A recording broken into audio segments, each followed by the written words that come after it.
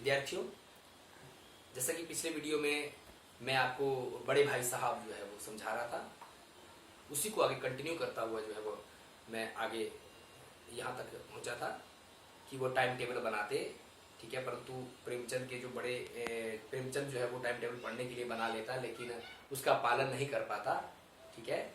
आगे देखिए, सालाना इम्तिहान हुआ, भाई साहब फेल हो गए, मैं पास हो गया और दर्जे में प्रथम आया।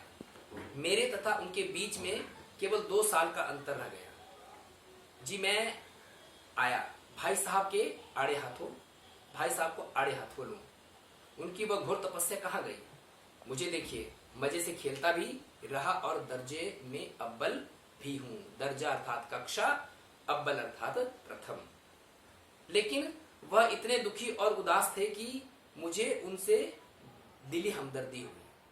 अर्थात उसके बड़े भाई जो है वो कक्षा में फेल हो गए और वह कक्षा में प्रथम आया, तो उसके अंदर एक तरह की जो भावना आ गई कि बड़े भाई साहब मुझे पूरे साल भर डांटते रहे, बोलते रहे, ठीक है। खुद वो डेली पढ़ने बैठते थे, मैं इतना खेलता भी था, तब भी मैं अपनी कक्षा में जो है अव्वल रहा, ठीक है। और अब देखो बड़े भाई साहब फेल हो गए, तो इसके लिए वो सोचता है कि मैं क्यों ना बड़े भाई साहब को डांटूं या मैं बोलूं कुछ भी।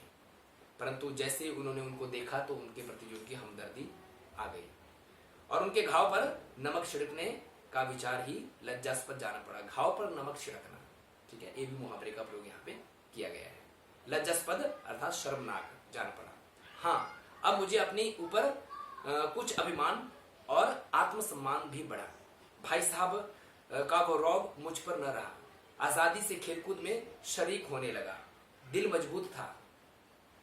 अगर उन्होंने फिर से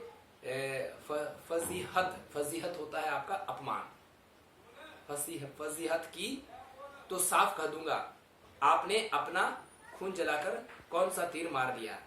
मैं तो खेलने कूदते दर्जे से अव्वल आ गया। जवान से यह हेगड़ी जताने का साहस न होने पर भी मेरे रंग ढंग में साफ जाहिर होता था कि भाई साहब का वह आतंक मुझ पर नहीं था।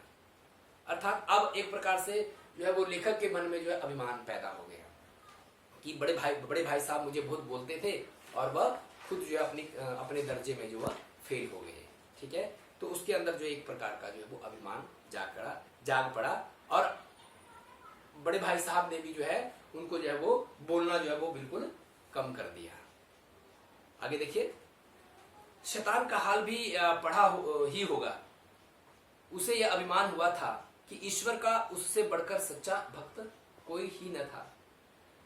अंत में यह हुआ कि स्वर्ग से नरक में ढकेल दिया गया। शाहरुम ने भी एक बार अहंकार किया था, भीख मांग मांग कर मर गया। तुमने तो अभी केवल एक दर्जा पास किया है और अभी मैं तुम्हारे सिर पर, अभी से तुम्हारा सिर फिर गया। अब तो तुम आगे बढ़ चुके। यह समझ लो कि तुम अपनी मेहनत से नहीं पास हुए। अंधे के हाथ बटेर लग गई। यहाँ पर भी मुहावरे का प्रयोग है। मगर बटेर केवल एक बार हाथ लग सकती है, बार बार नहीं लग सकती। कभी कभी गुल्ली डंडे में भी अंधा चोट निशाना पड़ जाता है। अंधा चोट निशाना, यहाँ पे मुहावरे का प्रयोग है। इससे कोई सफल खिलाड़ी नहीं हो सकता। सफल खिलाड़ी वह है जिसका कोई निशाना खाली न जाए। जब बड़े भाई साहब ने देखा कि अब तो इसके अंदर अभिमान आ गया, अब ये मेरी एक बात नहीं सुन रहा है और खेलने में इसने जोर दे रखा है, तो ये सारी बातें जो है वह किसने कही, बड़े भाई साहब ने लेखक को कही। देखिए आगे इस प्रकार जो है आगे क्या हो गया, मेरे फेल हो जाने पर मत जाओ, मेरे दर्जे में आओगे तो दांत पसीना आ जाएगा। जब अलजबरा और ज्योमेट्री के लोहे के चने चबाने पड़े। यहाँ पे मुहावरे का प्रयोग है, लोहे के चने चबाना। और इंग्लिश का इतिहास पढ़ना पड़ेगा। बादशाहों का नाम याद रखना आसान नहीं। 8 हेनरी हो चुके हैं। कौन सा कांड किस हेनरी ने के समय में हुआ, यह याद कर लेना आसान समझते हो। हेनरी 7वें की जगह हेनरी 8वां लिखा और सब नंबर गायब। सफा चट, सिफर भी न मिलेगा। अर्थात इस प्रकार जो है वह जो है उसको क्या बोलते हैं, इससे पढ़ाई के खौफ से जो उसको डराने लगा कि तुम सोच रहे हो कि तुम्हारी जो कक्षा थी वो तो छोटी कक्षा थी, उसको तुमने बड़े आसानी से पास कर लिया, जब मेरी कक्षा में पहुंचोगे तब तुम्हें पता लगेगा। ऐसी ऐसी बातें कह के जो है वह उसको आगे समझाने लगा, और ताकि वह जो है वह अपनी पढ़ाई फिर से अच्छी तरह से शुरू करे। आगे देखिए, फिर सालाना इम्तिहान हुआ। कुछ ऐसा संयोग हुआ कि मैं फिर पास हुआ और भाई साहब फिर फेल हो गए। अब की बार बड़े भाई साहब दूसरी बार फेल हो गए। मैंने बहुत मेहनत नहीं की, पर न जाने कैसे दर्जे में अव्वल आ गया। दोबारा जो है वो अव्वल आ गए, प्रथम आ गए लेखक। मुझे खुद अचरज हुआ। भाई साहब ने प्राणतम परिश्रम किया, कोर्स का एक एक शब्द चाट गए थे। 10 बजे रात तक इधर उधर, 4 बजे भोर से उधर, 6 से 9:30 तक स्कूल जाने से पहले मुद्रा कांतिहीन हो गई थी, मगर बेचारे फेल हो गए। मुझे अब उन पर दया आती थी। नतीजा सुनाया गया तो वह रो पड़े।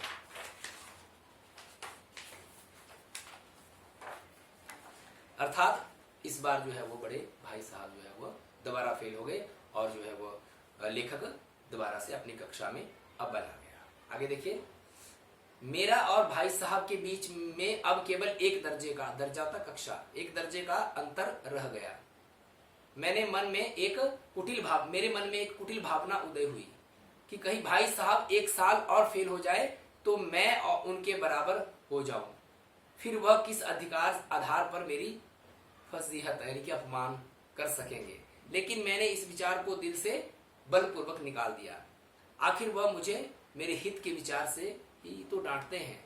मुझे इस वक्त अप्रिय लगता है अवश्य, मगर यह शायद उनके उपदेशों का ही असर है कि मैं दनादन पास हो जाता हूँ और उनके इतने अच्छे नंबर आ जाते हैं। यानी कि एक कुटिल भावना ने तो जन्म ले लिया कि जो है काश जो है बड़े भाई साहब फिर से फेल हो जाए तो मेरी ही कक्षा में आ जाएंगे, पर तो बाद में जो है उसके अंतर मन ने ऐसा सोचने से इनकार कर दिया। उसको ये पता लग गया कि नहीं, मुझे ऐसा नहीं सोचना चाहिए। ठीक है, तो आगे देखिए, अब भाई साहब बहुत कुछ नरम पड़ गए थे। कई बार मुझे डांटने का अवसर पाकर भी उन्होंने धीरे से काम लिया।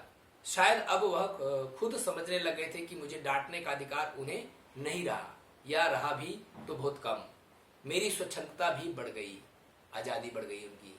उसको बोलने वाला, उसको ऐसा लगने लगा कि मुझे बोलने वाला अब कोई नहीं है।